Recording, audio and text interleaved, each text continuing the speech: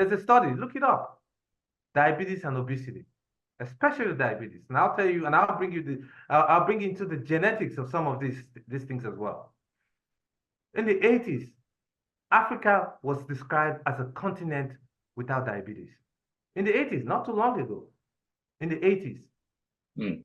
Now, by 2016, when WHO and the CDC, Center for Disease Prevention here in the United States, declared diabetes as an epidemic. 2016, because they now understood the global impact of what it is that's affecting what diabetes is doing to all of us. So it was declared an epidemic in 2016 by the WHO and CDC. Now, as at that time, globally, there were 383 million people estimated that had diabetes, 380 something million. Africa, at that point in time, was just about 17 million. But guess what? By 2020, that number had gone up globally to about 420 million. The US at that point in time was about 32 million. By today, Africa then was about 19 million. Today, the incidence of diabetes around the world is about 470 million. And that number will get up to 770 million by the year 2030. So you see diabetes on the march.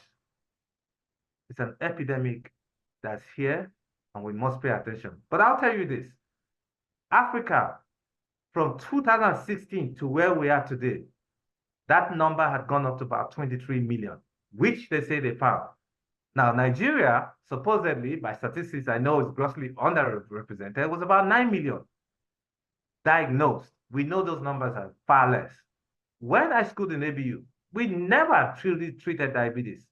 The ones we saw in Nigeria then, which is about almost 25 years ago now, the number we saw then were basically people who had type 1 diabetes. That number has increased. Now, if you put all that into structure, one of the things I'm beginning to hear right now in Nigeria, tying up cardiovascular disease, diabetes, is kidney disease, kidney failure. Yeah, because it's on the rise for sure. The number 1 cause of kidney failure in the world is diabetes. The number 2 cause of kidney failure in the world is hypertension. Yeah. We had hypertension as a big issue in Nigeria, which is usually hemorrhagic. But here in the United States, it's infarctive. What that means, those who often have strokes in Nigeria were because the high blood pressure was so high, the pressure was so high, the vessel in the brain will burst. That's hemorrhagic strokes. That's what we basically saw, not infarctive. But here in the United States, the kind of strokes that people had was infarctive stroke, meaning a blockage. And that blockage was because of high cholesterol and all the other things that took place. But we begin to see high cholesterol in Nigeria now, not just hemorrhagic strokes anymore. We begin to see infarctive kind of strokes. And as that increases, so also you see the infarct, meaning the cholesterol and all the debris that's taking place, that begin to block the small vessels that supply the heart. That's what you get when you get a heart attack. Why are we having this? One, because the amount of cholesterol that we now have has increased in the general population. Do we have statistics for that? Probably not.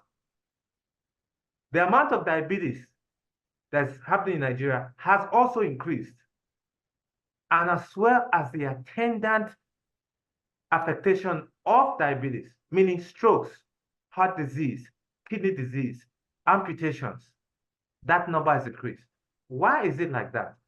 Because diabetes in itself, what it does, it actually affects the small vessels, and it changes the small vessels and begin to make them thicker and increase the debris within the small vessels, so that the small vessels under normal circumstances can expand and contract. But with diabetes, it stiffens it so that it cannot expand when you need for it to expand. Meaning, for instance, if you increase your activity, it increases, it's not expanding. so it gets stiffened, and the risk of it getting blocked is so much higher. So Yeah. there's a whole lot of work to be done.